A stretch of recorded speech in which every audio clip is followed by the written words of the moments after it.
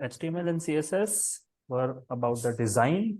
Aesthetic. JavaScript is about the interactivity, how the user interacts, कैसे user बातचीत करता है आपकी वेबसाइट से, नॉट लिटरली, वो जावास्क्रिप्ट का काम है। HTML CSS का काम था यूजर को एक फोटो दिखानी है स्क्रीन पे। जावास्क्रिप्ट का काम होता है कि कैसे उस फोटो के बाद दूसरी, फिर तीसरी, फिर चौथी भी दिखा सकते हैं।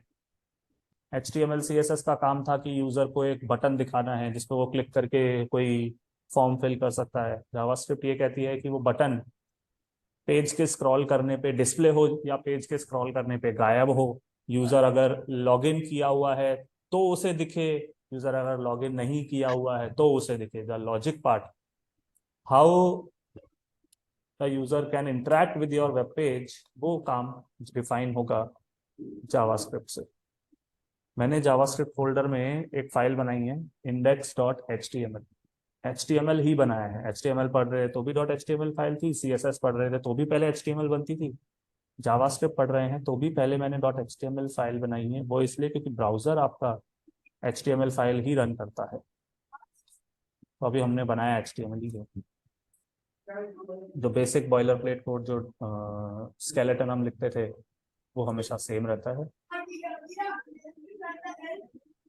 मैंने एक सिंपल सा बटन टैग बना दिया, इस पे लिखा हुआ है क्लिक मी।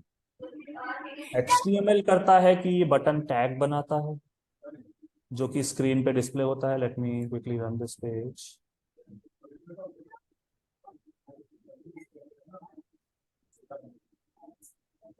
HTML का काम है पेज को बटन पे पहुंचाना। CSS का काम था कि ये बटन दिखेगा कैसा, इसका colour, background colour, radius, size, all that. JavaScript ये बताएगी कि when you click this button what should happen, interact कैसे करेगा यूजर इस वेबसाइट के साथ, या अभी तो वेबसाइट पे सिर्फ बटन है तो बटन के साथ। ये काम होता है जावास्क्रिप्ट।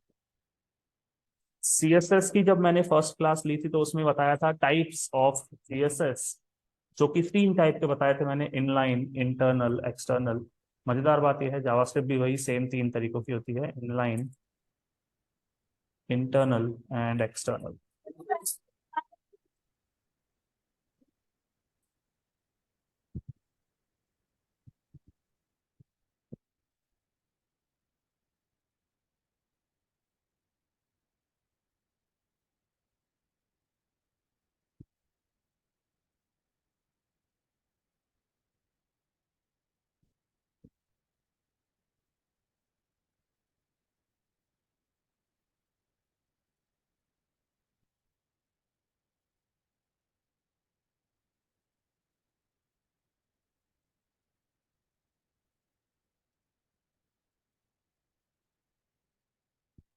तीन तरह के टाइप्स लिख दिए मैंने। इनलाइन, इनलाइन JS बिल्कुल इनलाइन CSS की तरह है, in line with the HTML tag. जो JS HTML टैग के साथ लाइन में लिखी जाए उसे ही हम कहते हैं इनलाइन जावास्क्रिप्ट। इंटरनल CSS में जो डेफिनेशन हम लिखते थे वो होती थी, in the same page, in the head section. Internal JavaScript में मैंने लिखा है yes in the same page but not in head section, instead at the end of body. ये जो बॉडी का क्लोजिंग टैग है यहाँ पे लिखी जाती है इंटरनल जावास्क्रिप्ट। इंटरनल CSS हम लिखते थे यहाँ यूजिंग स्टाइल टैग। जावास्क्रिप्ट लिखी जाएगी यहाँ, बॉडी जो क्लोज हो रही है ठीक उससे पहले। और एक्सटर्नल, एक्चुअली यहाँ पे लिखना था connected to HTML via script है, ये दोनों जगह कॉमन है। हाँ, और अगर मैं जावास्क्रिप्ट इस HTML पेज पे लिखता ही नहीं हूँ, एक डिफरेंट नई फाइल बनाता हूँ, CSS में वो एक्सटर्नल CSS होती थी, जावास्क्रिप्ट में वो एक्सटर्नल जावास्क्रिप्ट फाइल कहलाएगी। डिफरेंस, एक्सटर्नल CSS को कनेक्ट करने के लिए हम टैग लगाते थे लिंक, एक्सटर्नल JS को भी कनेक्ट करने के लिए इंटरनल JS की तरह टैग लगेगा स्क्रिप्ट। इनलाइन, इंटरनल, एक्सटर्नल, तीनों का एक एग्जांपल बता देता हूं। उसके लिए हमने बना रखा है ये बटन। मैंने आपको बताया जावास्क्रिप्ट कंसर्न्ड होती है कि बटन पे क्लिक करने पे, कि यूजर जब बटन पे क्लिक करेगा तो कैसे इंटरेक्ट करेगी वेबसाइट उसके साथ। बटन के क्लिक करने पे कुछ पॉप होगा, कुछ अपीयर होगा या कुछ डिसअपीयर होगा, जो भी होगा। क्लिक करने पे क्या होगा, HTML ये नहीं समझा सकता, जावास्क्रिप्ट ये नहीं समझा सकती, ये काम JS ही बताती। मैं सबसे अभी चीजों को सिंपल रखते हुए इस बटन के क्लिक पे आपका नाम एक पॉपअप बॉक्स में शो करना चाहता हूं। चूंकि मैंने कहा बटन के क्लिक पे, दैट मीन्स ये जावास्क्रिप्ट का काम है।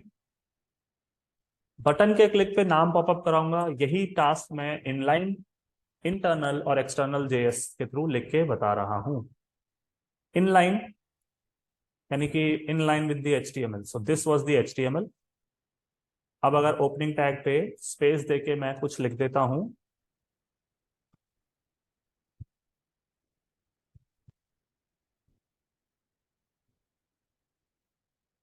ये जो मैंने पार्ट लिखा है ये HTML नहीं है, this is JavaScript. And since it is written inline with the HTML, this is inline JavaScript. क्या लिखा है वो कल की क्लास में डिटेल में डिस्कस होगा, अभी बस कुछ लिखा। This is inline JavaScript. हो क्या रहा है इससे, बटन तो वैसा ही है बिकॉज वो तो HTML था। बस अब ये है जब मैं इस पे क्लिक करूंगा, क्या आपको आपका नाम दिखाई दे रहा है? यस यस ये यस। है इनलाइन जावास्क्रिप्ट। ओके। यही काम मैं अगर यहां से हटा दूं, inline JS just like inline CSS हम मिनिमम यूज करेंगे, HTML को HTML ही रहने देंगे, उसके साथ छेड़खानी नहीं करेंगे। पर काम वही करना है कि इस बटन के क्लिक पे जाओ, नाम पॉपअप करना है। इनलाइन नहीं तो इंटरनल। इंटरनल CSS और JS में डिफरेंस यही है, इंटरनल CSS यहाँ स्टाइल टैग में लिखी जाती थी, इंटरनल JS यहां जहां बॉडी क्लोज हो रही है उससे जस्ट पहले स्क्रिप्ट टैग में लिखी जाएगी। अगेन क्या लिख रहा हूं वो कल की क्लास में आएगा।